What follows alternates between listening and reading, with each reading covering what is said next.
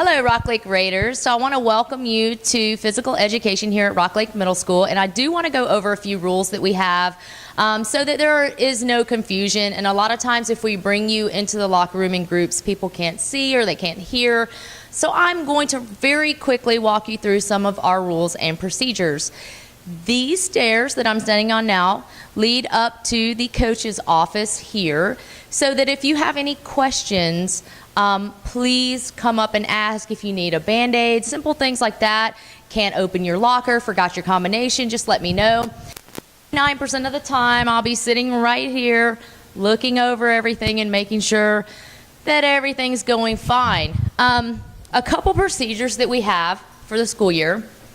This room 813 at the front of the locker room, is where you will be putting your belongings every day. So right now the room is dirty, it is not cleaned out.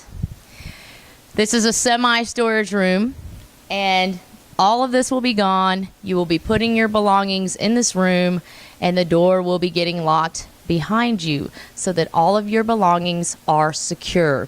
If you are an 8th grader, you will have an option to leave your backpacks in your locker because your lockers are bigger than the 6th and 7th grade lockers. So we have 5 bays of lockers, and when I say that, that's just the common word that we use in all locker rooms is a locker bay. This is bay 1.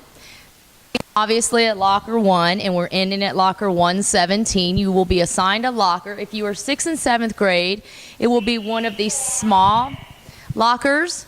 And if you are in 8th grade, you will have one of the larger lockers. Now with these tall lockers, you can fit a backpack with all your books and everything in the locker.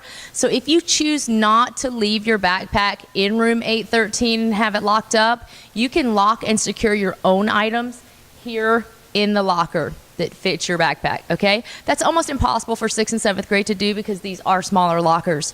There will be lockers with some zip ties on them, mainly the bottom row of lockers. We just don't really assign those, and we discourage kids from opening lockers and throwing trash in them and maybe taking somebody's belongings and throwing it in there as a joke. So make sure that you don't do that, and if it's zip tied, it means it's off limits, okay? As we're walking down in the locker room, for right now what you see is the backpacks out, and this is the situation that we're trying to avoid for year and years to come.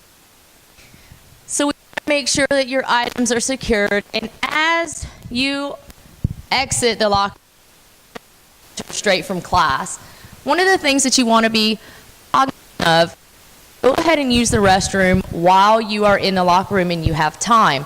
The worst situation in the world is to be out on the far field with a teacher, need to go to the restroom, need the key, come into the school, use the restroom, get back to class, and class is over. It's kind of a far walk if you're on the last station of the field. So please try and monitor that yourself, meaning just kind of gauge if you do need to or don't need to, but here are the restrooms here for you. So there are 5 stalls.